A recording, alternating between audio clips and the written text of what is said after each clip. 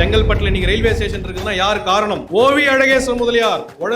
ஒழலூர்ல பிறந்த ஓவி அழகேச முதலியார். ஓவி அழகேச முதலியார் யாரு தெரியுமா? இப்பேற்பட்ட ஒரு பெரிய ஒரு கை தெரியுமா? எவ்வளவு வெயிட் தெரியுமா? 1952ல சென்ட்ரல் மினிஸ்டரா இருக்கும்போது 9 போர்ட்போலியோ, 1 2 3 எல்லாம் கிடையாது, 9 போர்ட்போலியோ, 9 துறையை கட்டி ஆண்ட ஆளுமை மிக்க நேர்மையான தலைவர் அமைச்சர் ஓவி அழகேச முதலியார்.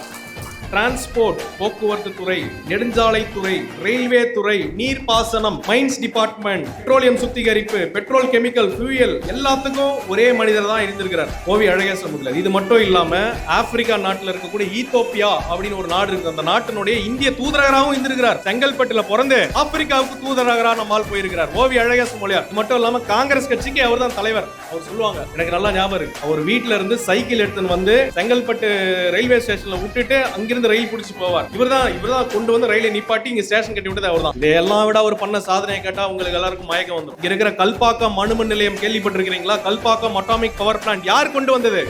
ஓவி அழகேச முதலியார் இல்லனா அது இங்க வந்திருக்காதுங்க. இன்னைக்கு தமிழ்நாடு முழுக்க எலக்ட்ரிசிட்டி கரண்ட் வருதுன்னா யார் காரணம்? ஓவி அழகேச முதலியார். கல்பாக்கம் அணுமின் நிலையம் இன்னைக்கு இந்தியாவுக்கே AC coach, electric coach, Vande Bharat coach எல்லாம் எங்க தயாரிக்கிறாங்க? ஆவடி பெரம்பூர்ல இருக்கிற ஐசிஎஃப் இன்டிகிரல் கோச் ஃபேக்டரி இங்க தமிழ்நாட்டில இருந்து தான் இந்தியாவுக்கே போகுது. யார் கொண்டு வந்தாங்க? ஓவி அழகேச முதலியார் கொண்டு வந்ததான் ஐசிஎஃப் கோச் ஃபேக்டரி.